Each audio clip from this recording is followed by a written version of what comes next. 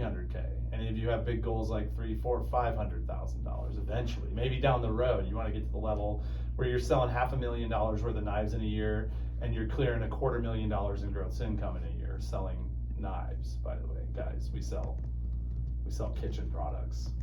I made $400,000 last year selling kitchen products. Okay, I don't say that to brag to you guys. I say that because I just want to impress upon you how amazing our opportunity is and just how grateful we all should be that we have this opportunity. I have friends that are in B2B sales and they literally suck. They don't suck as people, but they suck because their job sucks, right? They're like energy vampires, they're depressed, they're complaining all the time, they're focused on all the things that are going wrong in their lives, right? And so here's the beautiful thing. You guys are the luckiest people on the planet. Seriously, like when I found Cutco, I became one of the luckiest people on the planet because my buddy tried to convince me all freaking summer, like, dude, come check this out. If you work as hard at this as you do anything else I've seen you work at, you're gonna do great. And I was like, dude, I do not want to sell knives. Like, that sounds horrible. And he's like, you know, and I was very money motivated at the time. I'm not necessarily as money motivated anymore. Money is important. I think it's a tool. It's a very useful tool in life, and we should have a good relationship with it for sure. Just like we want to have a good relationship with our spouse, and we want to have a good relationship with our mom and our dad or anybody else that we really care about. But in the end, like, it's just a tool. It's not the most important thing, right? But back then, it was the most important thing. I know what it's like to be a starving college kid. I know what it was like to hit a deer and then cash in the insurance check that I was supposed to use to fix my car and instead pay my rent because that's all I could have, because I couldn't afford to pay my rent if I didn't use the insurance check to do it. And so guess what? My car never got fixed. I drove it for years without a rear view mirror on the side because the deer took off the rear view mirror and with all the dents along the side. And it definitely helped me out in the dating field, let me tell you that, right? The guy showing up in the, you know, junky car with a missing mirror and dents all over it from a stupid deer, right? So anyways, all that said, I digress. So I want to talk to you guys today about what it takes to actually get to those levels, right? I know every single one of you raised your hand when I said 100 grand for the year. So we're going to talk about that. What does it take to actually sell $100,000 in a year? I'm going to break it down, help you understand the schedule, but I also want to inspire you to think bigger than that, to think about what does it look like long-term if you were to sell 200 grand and make 6 figures, if you were to sell 300 grand, if you were to sell 400 grand. And you know, the most important thing is to understand the level of gratitude that we should have about the opportunity that we have, right? Because selling Cutco is fun. We can sell world-class product that's backed by a world-class guarantee that's backed by a world-class company. And it's not going anywhere anytime soon. You guys might not know this, but the owners of Cutco on a regular basis are offered to go public, are offered to have venture capital come in and buy them out. They're offered all sorts of things all of the time because everybody knows how good the product is and everybody wants a piece of it, right? But you know what our owners do? They say, no, we're not going to sell out because we know that the moment we go public, we are then at the behest of the shareholders. And we know that American made suddenly becomes Chinese made because everybody cares about profitability over quality, right? We know that incentive trips to all of our salespeople goes away. We know 50% commission goes away the moment we make those choices. But our owners are so true to our core values of people, products, and programs that they're like, we will keep this a family-owned company for as long as we possibly can because we believe in providing amazing opportunities for our people, providing great training programs for our people, providing great products for our customers.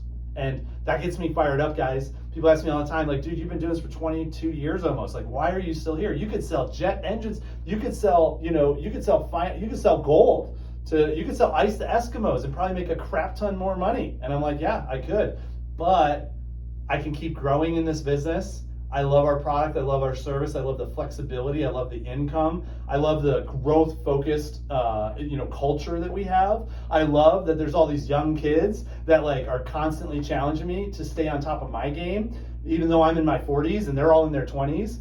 And it's funny, I had a friend recently who's in their 40s. I graduated with them in high school, and they were like, dude, you and Amy, you guys look fantastic for your age. Other than the gray you've got peppered through your beard, you guys, I feel old and decrepit and I'm in my 40s. And they're like, what are you doing? And I'm like, honestly, I eat healthy, I guess, but I like cheeseburgers just as much as everybody else.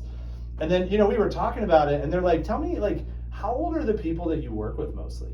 And I was like, yeah, I guess most of my closest friends are in their 30s. A lot of my friends are in their like late 20s, early 30s.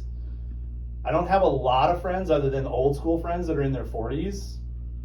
And like most of the people I spend most of my time with are in their 20s and 30s. And I'm super grateful because I feel like you guys keep me young, right? My wife, she's a 10. Like she's a 15 in my book, and she looks fantastic for her age. Most people think she's younger than me. I'm not going to tell you if she's younger than me or older than me. What I can tell you is that she looks like she's at the top of her game. And I believe it's because we get to hang out with young people like you who motivate us and challenge us to raise things to the next level. So let's talk about 100K a year, right? 100K a year broken down is pretty simple. Well, before I do that, I even want to share like a story with you, right? Damien's heard me share this story before. He's in the room with us today listening. So, but I can tell you exactly the things I had to overcome in my life. And this is just my story. Everybody's story is a little bit different, but the things I had to overcome to get to the different benchmarks in annual sales. Like when I got to $100,000 in sales, it was all about conquering complacency.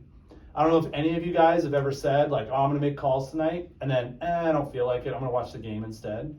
Or, I'm gonna go to bed early tonight because I got a long day tomorrow, but then, I'm really into this show right now and I'm just gonna binge it for the next 8 hours, and then, oh shit, I just pulled an all-nighter. Or how many of you guys have just like said you were going to do something and then you didn't do it only because you didn't feel like doing it? Or you did a really great job selling yourself on how something else that you could do was more important or better use of your time than doing that one thing that you know you need to be doing. That's called complacency. And what it took for me to get to 100 grand in sales every year was conquering complacency. What it took for me to get to $200,000 in a year was crafting consistency. What do I mean by that? It meant like, okay, I can sell 100 grand in a year, but I was doing the 100 grand roller coaster every year. I was like, working really, really hard for a week or two to hit bonus because I had to hit bonus. I got news for you guys. Sell 8 grand a month to hit bonus so that you never get demoted again. And 8 grand a month times 12 is almost 100K. So like minimum standard is hitting bonus every month. You're going to come close to 100 grand. More than likely, you're going to get over it just because you'll have a big month or a big order or something like that that'll squeak you over the top, right? But I was that guy that like, I would say I was going to work for like 3 weeks, and then all of a sudden it's the last week or two of the month, and I'm like, oh crap, I haven't sold crap this month because I've been lazy AF. So I need to get out and work my butt off so that I can hit bonus, because got news for you guys, every time you don't hit bonus, you are no longer an FSM. You are, what do they call it, an advisor, a senior advisor? I don't know, some made up bullcrap that like doesn't feel good at all, okay? You're no longer a senior field sales manager. You do not make 50% when you don't hit bonus. So welcome to being a 30% rep again, right? So we don't ever want to be that. If you want to take advantage of this opportunity, make no excuses. Never miss bonus ever again. Well, what does that take? Instead of like, so I would go literally like 3 weeks, work my butt off, hit bonus. Then I go 3 more weeks, work my butt off, hit bonus, go 3 more weeks, work my butt off, hit bonus, right? And it was just this constant up and down, and my bank account felt it, my emotions felt it, my bed really loved it because I was in it all the time, but like it wasn't productive for me, right? So I had to learn how to craft consistency. I had to learn how to be consistent. Like, hey, if I'm going to work, I'm not going to sell less than a certain amount per week. And in doing that, that's what gave me the ability to actually consistently sell a certain amount every week so that I could figure out what it would take to actually get over 200 grand, because I wasn't riding that emotional up and down roller coaster anymore. What did it take to get to 300 grand? It was about linking layers. It was about understanding, like, I'm doing service calls, I'm doing demos, I'm doing shows. I learned business gifts. I learned the realtor program, but I was always treating those things as individual things. And it wasn't until I realized, like, oh, like every time I'm with a realtor, that realtor can also not just buy gifts for their real estate business, because I'm trained on that program and certified to do that, but they can also buy Cutco for their home and gifts for their family, right? It was about getting really great at all the skill sets, bless you, Dante, so that when I was in the booth, I wasn't just selling to new customers and to Cutco owners. I wasn't just selling homemakers and upgrades. I was learning how to sell all the things, all the programs, so that no matter who I was in front of, no matter what opportunity presented itself, I could make all the layers work together. So my events feed my service calls. My referrals feed my demos. My past customers feed my events, right? I market to my events so that my past customers come and see me at those events so that I can get both new customers, new to me, Cutco owners, and past customer business. And when you start piling those layers on top of each other, it's a lot easier to sell a lot more, take it to the next level, because you're able to be more efficient with the same amount of time. Scaling skill sets was my secret to 400 grand. So because I was at 300 grand working my butt off, doing great, but there were other people selling more than me in less time than me, and I was like, what is going on? And I realized I sucked at some pretty important skill sets. So I hunkered down, got really great at scaling my skill sets, learning how to talk about Cutco kitchens, learning how to sell ultimates most of the time, learning how to sell sets with steak knives, learning how to upserve flatware and cookware and family program, learning how to get comfortable talking about and selling and closing deals on multiple sets instead of just one set. Learning how to plant seeds for the future, build wish lists, and attract people back to me later when they're ready to get those wish lists. And then the last thing, 500 grand a year for me, was about learning how to love leverage. It was learning how to say, you know what, I'm at bandwidth capacity right now with everything I'm doing. How do I get other people to help support me with the things that are not the best use of my time right now, so that I can spend more time doing the most important things, which are the income generating activities. And that leads me right into what I want to talk about with you guys today. If you want to get to that 100K plus mark, you've got to get really great at keeping your schedule full and treating this job like it's a full-time job. How many people do you know that make $50,000 a year working part-time that are not Cutco reps? That's the caveat. They're not Cutco people. They make $50K a year or more working less than 40 hours a week. Anybody? Anybody know anybody? Anybody? Okay. You probably know somebody, but they're not talking about it with you. And more than likely, they're an entrepreneur. And their revenue is far more than $50,000 a year, but their profit is 50K or more. And they might be doing it with a little bit less than 40 hours a week. But they're the few and far between. So here's the deal, guys. You want to sell 100 grand? You want to make 50K or more in gross income before expenses? I got news for you. You might not like it, but you got to work this like a full-time job. Oh my God. In today's world, people don't want to work. So how do you stand out from the crowd? Be the person that works. Be the person on the grind. Be the person that hustles. Be the person that is focused on the long term and is willing to delay today what others can't have, what others want, or what others, what others take, in order to have tomorrow what others can't. It's called delayed gratification. So 100K a year broken down is pretty simple. Write some of these numbers down. 100K divided by a $400 average order, which, by the way, guys, our division average order is like 580. So if you're at 400, you still have work to do just to get to the division average for Lone Star. But think about this, 100 grand divided by a $400 average order is 250 orders. Imagine you've got 25 working weeks left for the year. Newsflash, you guys might not know this, I know this. There are actually 39 weeks left in the year, by the way. So I'm giving you 25 working weeks. I'm giving you 14 weeks off between now and the rest of the year. For those of you that are going branch, guess what? That's like your summer. That's May, June, July, and then that counts you working and making 50%, straight 50 for August if you're going branch or you're running an office this summer. So we're being really conservative right now, okay? What does it look like to have a full schedule and hit this goal? Frankly, guys, selling 100 grand in a year in our business nowadays, like when I started in 2001, 2002, and nobody was doing it, it was the full-time job. But 100K now is very part-time. The training now is better than ever. The prices are higher than ever. You guys are so fortunate because you get to step into training. Like my training at events was don't sell at the booth. Sign them up for a demo and call them back and see if you can work your way into their home to go do a free demo for them. Because you'll sell them more in the demo than you will at the booth. That was my training. Literally my training manual, the first line on it, bold, big, capital letters was, do not sell at the booth. Today, it's so much different. It took me years to sell my first Ultimate at the booth. Some people do it on their very first shift now. Anybody here sell an Ultimate on their very first shift at the booth? Anybody? Anybody sell a Signature at their very first shift at the booth? How about a Homemaker? Yeah, nice job, Isaac. That's freaking awesome. Good job, Alex. That's freaking awesome. By the way, it took me years to sell my first Homemaker at the booth. You guys are doing it faster than anybody else. Why? Because you've got world-class training, tools, and support that we didn't have back in the day. Take advantage of that. Don't take it for granted.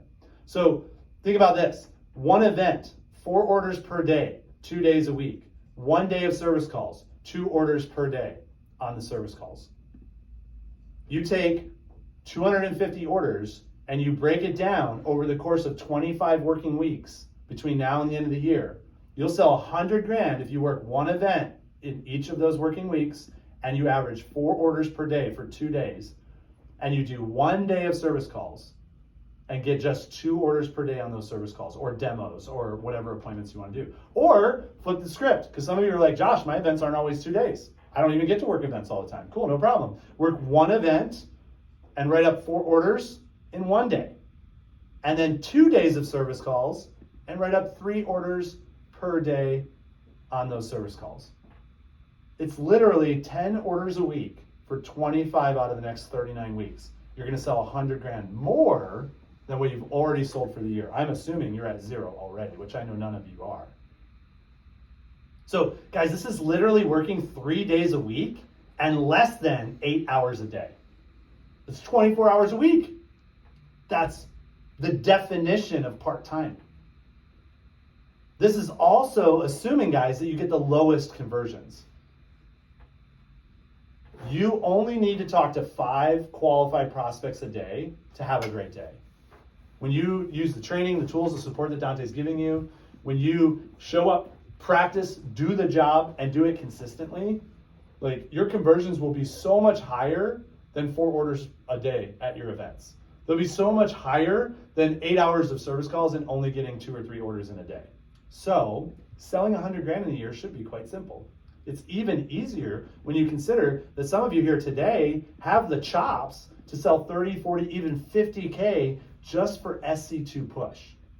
And the best part about push periods is that it's a great opportunity to knock out either a big chunk of your year or take your year to the next level.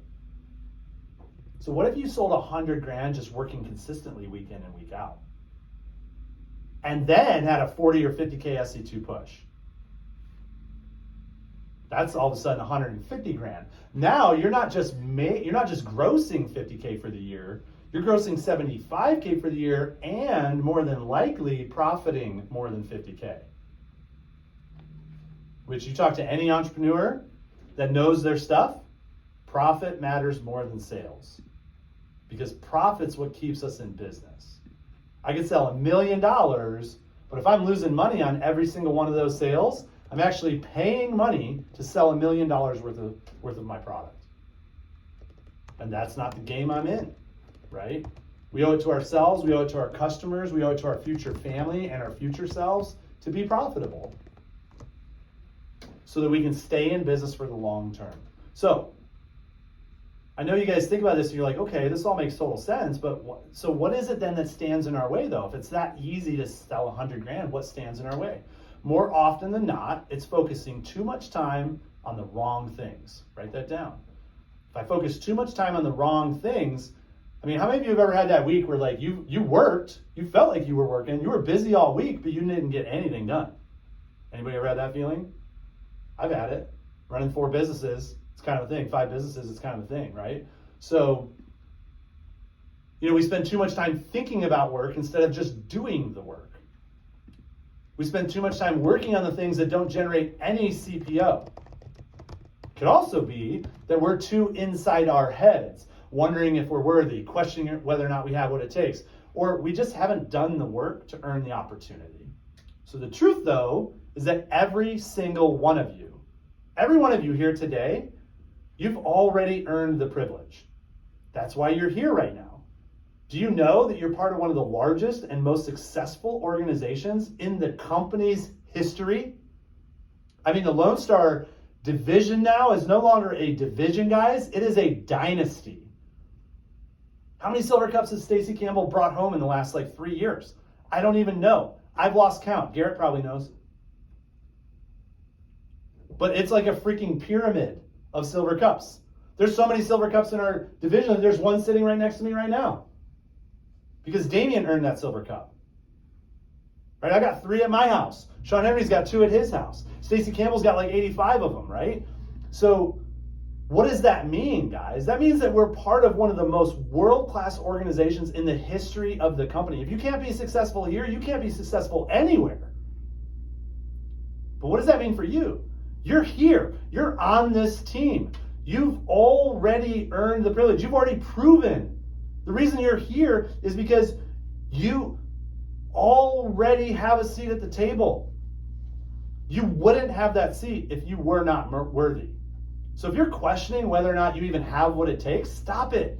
Throw that shit out the window and say, instead of asking, I wonder if I deserve it or not, I wonder if I have what it takes or not, instead say, everything I need is already within me now. And remind yourself of that every day. Every morning when you wake up, every time you take a poop, every time you eat lunch, every time you order takeout, every time you stop at a red light and then zoom off at the green light, anytime, always remind yourself your power. Remind yourself how badass you already are. Now, be humble. Don't be cocky. Keep the humility. But don't hesitate to remind yourself how awesome you are already. It's why you're here. It's why you've got a seat at this table already. So, that means, guys, that we simply need to focus on filling our schedule and staying busy with the things that increase and generate income. Income generating tasks. If you want to sell 100 grand or more per year, year after year after year, and stack that up and build that up over time, focus most of your time working on income generating tasks. So I'm curious, I want to know from you guys, post in the chat right now, what are those tasks? Like when you think about the tasks you do that generate income for you in your Cutco business, what are the tasks that when you focus on them either directly lead to or directly generate income for you? Post them in the chat. Let's see them. Calling leads. Yeah, great answer. Phone calls, service calls, show sales. Yes. Sharpening. Yes. What else? You guys are so smart. That's it? That's all you guys got? Ooh, I'm expecting some answers, y'all. Wow. Throw it in. If you don't real? respond, I'm going to be sus if you're listening. Kelly, sharpening is the only way you make income? Yeah, finding events. What else? Social media marketing. Okay. Marketing past customers. Yep. Demos. Yep. Events. Yep. See, you guys are so smart. I told you guys, you already know what it takes. Why am I even here talking to you? So if you want to sell 100 grand for the year, guess what you need to do? You need to make sure that your schedule is filled with more income generating tasks than non-income generating tasks. Don't get me wrong, there are non-income generating tasks that still need to be done. Things like sending thank you cards, updating your leads, updating your CRM, updating your calendar, entering and reviewing your own stats so you actually know what you're accomplishing and where you need to work on things. But none of those things are things that should take a whole day or multiple days of your time. Instead of organizing your leads, keep them organized from the get-go so that you're always ready and you can just pick them up and make the calls. Instead of getting your sample kit ready, keep it ready and keep it in the trunk at all times so that you can just set an appointment and go right to it. Instead of, if you want to earn a full-time income and get full-time sales at this job, then you have to put in the full-time work. So imagine what it would be like if you completed 10 appointments a week before the weekend even started. So guys, when I first started working events, of course, I had really crappy training, so I couldn't depend on events for sales. I had to depend on events for leads. So my minimum standard was, if I'm working an event this week, I'm completing 10 appointments before every show starts. Because I'm spending money to be at that show, and I never want to be in a world where I'm going into the show in the negative, in the red. I always want to be in the world where by the time the show starts, I'm already profiting for the week. All my expenses are covered. I'm good to go. I can just hit the ground, run it. Now that I know how to actually sell at the booth, guess what? It's so freeing. I don't wait all week hoping that my show's going to be great.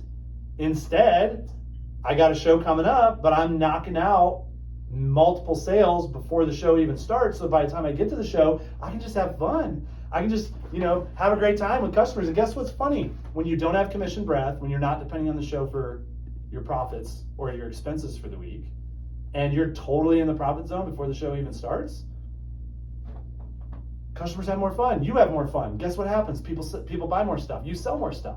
So you actually have better weeks because of it. So 10 appointments a week before the weekend even started. If you're doing 80% closing, that's 8 orders times a $400 average order, that's $3,200. $500 average order, division average, less than the division average still is $4,000. A $600 average order, 8 times 6. What's that? $4,800, guys, almost $5,000 a week. I mean, if you're like Kelly Columbia and you got that kind of average order at the booth, I mean, you get 8 orders this week, you're selling like $12,000 probably. That's awesome. Then go work an event, close 4 orders a day at $400 an order. That's $3,200 for the event. So if we're just doing the lowest averages, right? You're selling $6,200 a week times 25 weeks, guys. That's $155,000. It's amazing how big it is and how scary it is when you think about the big number. When you break it down to the ridiculous, it's actually not that hard. Every single one of you can knock out 8 orders this week if you just try. So just 20K more on top of that. Many of you have already sold that much or more for the year at this point, and you've qualified for the trip to Spain as a rep and almost cleared a 6-figure gross income for the year. That's pretty freaking incredible. Why would you not want to do that? So here's how you keep your schedule full. I'm giving you 8 things. I'm going to give them to you lightning fast. Number 1, make a commitment to doing appointments every week no matter what. Whether you have a show or not, do the appointments. I talked to so many people where they're like, oh, I can't make my appointment schedule. I can't finish my plan because I don't know my show schedule until my show meeting. Cool. Act as if you're not going to work any more shows the rest of the year. Set up your appointment schedule, your appointment plan, as if you're not going to work any more shows. Block off your phone times. Do all the things, right? And then when you do pick up a show shift at the team meeting, then you just reduce the appointment plan, the appointment goal, by the number of orders you plan on getting at that show. So that way, you not having your show schedule yet is not limiting you from making progress towards your goals. Number 2, collect leads at events and referrals at appointments. I see so many show reps that get lazy with referrals because they're like, oh, I'll just go work another show and pick up some service call leads, right? But then they don't have any appointments to do because they had a show that took a dog crap on them. And they're like, oh no. Well, now the next week is screwed too. Not only is this week screwed because I didn't work and then I worked a show and it took a crap, but I didn't get any leads to that show, so now I don't have any appointments for this week. And now I gotta wait until my next show, which sometimes is 2 or 3 weeks off. And all of a sudden now, a month later, they're in the hole. And they're like, oh man, riding that roller coaster we talked about, right? So just collect leads at every event. If you are watching people like Dante work with Cutco owners and never mention service calls or ask for service calls, do not copy that yet. Because you have to understand the difference between being in the building phase of your business and being in the maintenance phase of your business. When you have 5,000 customers like Dante, when you have 11,000 customers like I do, I've earned the privilege to be selective with the people I sign up for service calls. But guys, for 15 years straight, I worked events and every single Cutco owner got signed up for a service call. I didn't care. I would go out and do service calls that were not qualified. I would go out and do service calls that, people told me they weren't going to buy stuff. And here's what's funny. Because I was in the building phase of my career, I was on a mission to get to 10,000 clients as fast as I possibly could. And I knew I needed to do both. Be great at closing at the booth and be great at getting leads at the booth. And then, on top of that, I needed to be great at getting referrals on every single appointment. So don't get lazy and complacent with those 2 skill sets, because getting leads and getting referrals, that's what keeps you in the business long term. I'd rather have buckets upon buckets of overflowing with referrals and never have enough time to actually do them all or call them all, than need them and not have them. Have them, not need them, then need them, not have them, right? So get the referrals. Number 3, make phone calls a part of your daily routine. 20 calls a day, 5 days a week is the champion's way. And I know some people are like, but Josh, nobody ever answers their phones anymore. Cool, call your cell phone company and get them to attach your name to your cell phone so it doesn't show up as spam likely, right? Get them to change it to Cutco Dante so they know it's the Cutco guy calling. You'd be amazed how many more people will pick up the phone because people like to hear from the Cutco people. Especially when you make yourself the highlight of people's days. 20 calls a day is the champion's way. Oh, but Josh, I like texting better. Great, keep texting people, but don't stop making calls. If you want to know what your job actually is, your job is making phone calls. So you might as well get really, really great at it, because when you're at our level, guess what? Caitlin knows this. Like, if she wants to sell as much as humanly possible to her past customers during a sale promotion, she's got to sit at her desk and make hours and hours and hours of phone calls. So you might as well build that muscle now, build that habit now, build that discipline now, get really great at it now. Because when you have thousands of customers and you want to run a sale promotion, if you don't have the chops for making phone calls, you're not going to sell a lot in your sale promotions. But you train yourself now how to be great at that, and then it's like, oh yeah, this is just another day at the office. This is business as usual. Oh, and I'm talking to people that already bought from me, who love me, who are loyal to me, who love my product, and they're actually the easiest people to sell to. This is freaking incredible. Guys, I love sitting at my desk in my underwear at 8 o'clock in the morning making thousands of dollars. There's nothing better than that, but you got to earn that privilege. My biggest day ever, Black Friday 2021, I sold almost $50,000. Guys, I was at $40,000 by 10 a.m.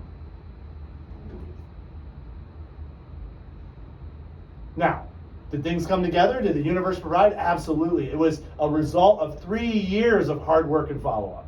But you know what got me that deal? Phone calls. It wasn't the text messages, wasn't the emails, it was the phone calls I made to keep top of mind with that customer so that when they were ready, bam, I got the deal. And then, did I take my foot off the gas when I was at, $42,000 by 10 a.m.? Nope. I sold another $7,000 on top of that. And I'm not saying this stuff to brag to you guys. I'm saying this because I want to impress upon you the importance of developing this skill set. If shows go away because of a global pandemic, I mean, that's never going to happen, right? Clearly it did. Guess what saved people's lives? The difference between people still selling consistently and people who weren't is the people who had the chops for making phone calls were able to pivot very quickly and keep their business stable throughout the rest of the year. The people who basically took the rest of the year off unexpectedly, unintentionally, and blew through all their savings were the people who never made any phone calls because they always took the path of least resistance. I will do today what others won't, so I can do tomorrow what others can't. That's one of my guiding mantras. It's right on my Facebook page. Number 4, direct schedule and working events. Direct schedule when working events. Know what your schedule looks like for the next 2 to 3 weeks or the next month. Have it planned out already. Have your time blocked. Know where your appointments are going to be. If you're doing service events like Orly, have your service events already set up months in advance and get people direct scheduled. It saves you time on the phone. It saves you the extra text messages and the phone tag and all that. Number 5, work as many events as you can find. Work as many events as you can find. Guys, so much of the work has been done. When I came to Lone Star, you know how many events they were doing every year? 2. And you know what Stacey Campbell told me? I was like, hey, I want to start this program and coordinate. I think we could build a team and this and that. And Stacey goes, that's cool. I mean, I love the idea, but I don't think we have that many events. My FSMs tell me that there's just these 2. And I'm like, oh, really? Because I spent some time before our meeting and I have 100, I spent literally an hour on the internet. I have 100 events right here. And he goes, oh, I guess we have events. And guys, then it was hard finding events, and it was trudging through. We were basically chopping down trees in the forest. You guys get to hop on an already paved freeway with on-off ramps and exits and traffic lights and all the things, right? And it's like a multi-lane freeway. It's incredible how much easier it is nowadays to find what you need. But remember too, Dante and the team have earned the privilege of finding those 700 events. And I know you get to work some of them, But if you really want to stay as busy as possible and keep your schedule full time, go find events that we're not in yet, because they're popping up all over the place. I still find and try new events. I sent Dante an event over the weekend. I've sent Dante like 5 events in the last 6 months. I'm not even trying to find them. I'm just happening upon them. And they're events that we're not in yet. So you can do that too. Number 6, don't be lazy. Always be asking yourself this one thing. What can I be doing to generate CPO right now? Even though you may not have the answer in your mind at the moment, research shows that when you ask when you ask any type of question that you don't have the answer to on the spot, your brain shoves that in the back of your brain and your subconscious will continue working on finding the answer to that question until it finds it. So if you're asking yourself, why do I suck so bad? Why am I so horrible at my job? Why do I blah? Why do I this, that? Disempowering, negative, whatever. Guess what? Even though you don't have an answer in the moment, your brain will keep looking for answers to that question. So those are pretty shitty questions. Stop asking those questions. Ask better questions. What can I be doing right now to generate CPO? How can I serve my clients at the highest level? What could I do? How might I create a $50,000 push week for myself? Where might I find the next event that we don't do yet? What's it going to feel like when I sell my first Cutco kitchen? What's it going to feel like when I sell my first Cutco kitchen at the booth? What's it going to feel like when the first customer I sold an Ultimate to but was really excited about the Cutco kitchen calls me back to order the rest of the kitchen? These are empowering questions. You may not have the answers now. When you ask them on the regular, guess what happens? Your brain finds answers. Don't be lazy. Number 7, set a standard. 100K a year, 10K a month for 10 months minimum. Anyone here can do that. So set your standard. What is your standard? Guys, I started selling 100, 200 grand a year when I started saying to myself, I will never sell less than 10 grand in a month. If I'm working, I will never sell less than 20 grand in a working month. By setting those standards, you challenge yourself to the next level. You challenge yourself to think bigger. You challenge yourself to find a way. When I say to myself, there's many times where I'm like, hey, I'm not working 3 months in April or 3 weeks out of April this year. I'm still challenging myself to find a way to still sell 20 grand or more in April because I'm working in April. I'm just not working all of April. I've worked 1 day. I'm already at 7 grand for the month, guys. I'm only working 1 more day this Saturday and a couple more days this month before it's over. You think I'm going to get to 20 grand? Who knows? Time will tell, right? But you sure as hell better bet I'm doing everything I can to find that way. What are you doing? Number 8, last thing I'll share with you, use block scheduling. So pick the days and times that you plan to do appointments, the days and times you plan to do events, all of the things, right? Whatever your layers are in your business, and do it ahead of time. Plan your months out in advance.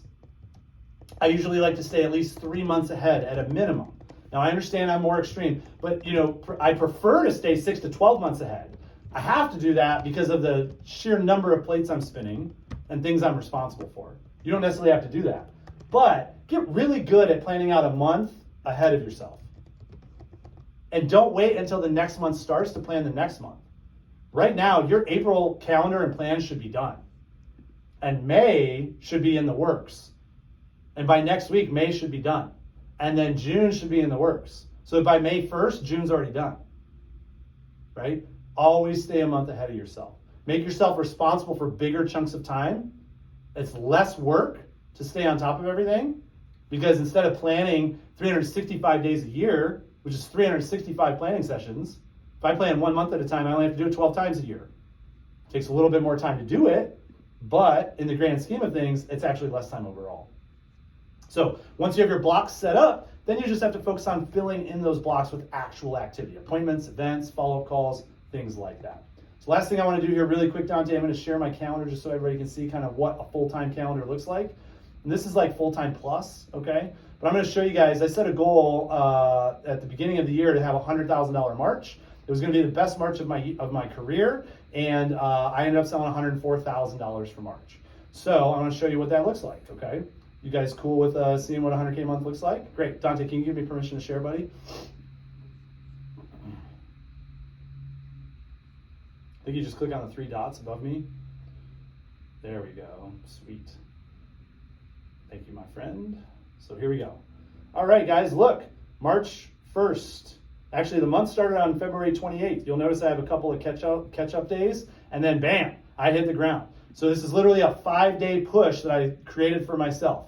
Look at all the appointments. Every single one of these is an appointment. The beginning of this, before there were ever any appointments scheduled, looked like this. And it just said appointments. Appointments. And then as I got appointments scheduled, what did I do? I went in and filled in those appointments. Once my appointments were maxed out, I deleted that block, and now I've got a full day of appointments. So that's Friday, that's Saturday, this is Sunday, this is Monday, this is Tuesday, then Wednesday, coaching calls all day, working on a different part of my business. Then Thursday, Friday, Saturday, I had an event. Sunday, had an event. Had some time off, Monday and Tuesday. Then bam, right into another event. 5 days at the booth, 12, 14-hour days. Then I had 2 more days in a row of service events. And these are all my appointments. You guys probably saw me posting in Lone Star a couple weeks ago how I had my best service event day of my career on 7 orders. That was this day right here, Tuesday. 2 orders in the morning, a no-show, a cancellation, 2 more orders in the afternoon, another no-show, and then the biggest order of the day, the very last appointment of the day. What time's that appointment at, everybody? 7:15. What time was I tearing down my service event? 8 o'clock. You know what time I got to bed that night? Like 2:30 in the morning, because I was packing up my hotel and getting ready to head home. Get on the grind. Don't be lazy. If you want full-time results, you got to work as if you expect full-time results. You got to earn full-time results. And then what do I have? I got, a few more days of working on other projects, and then right here, off time. So after a 100K push week that I set up for myself, where I worked for basically 2.5, almost 3 weeks straight, nonstop, with a couple days off here and there, then I had family in town, and I had the pleasure of taking the whole week off and just be fully present with my family during that time. And I got to March 27th, the end of the Vector month, 4 weeks later, $104,000 in sales. My best March before that was $80,000. So if you're always focused on challenging yourself to find and push towards your next level, if you're always willing to get out there, get on the grind, stay in the trenches, and work your butt off, you will earn the privilege someday of being the next Dante Reynolds, Caitlin Ledbetter, Sean Henry, Patton Sides, Orly Gonzalez. People who have been on this team for years and who are champions in this business. So I challenge you to think bigger than you've ever thought, work harder than you've ever worked, and actually treat this like it's a business that you see yourself doing for the next 20 years, something that you dream of earning $250,000 a year selling knives, $500,000 a year selling knives. People are doing it right now. The future of this business is $2 million in sales in a year. Rob Robinchek will break through that barrier in the next 2 to 3 years. I'll bet money on it right now. And if Rob can do it, trust me, I know him. He's a good friend of mine. If Rob can do it, any of you guys can do it. That's for sure. So Rob's a great guy and a great friend of mine, so I can say that.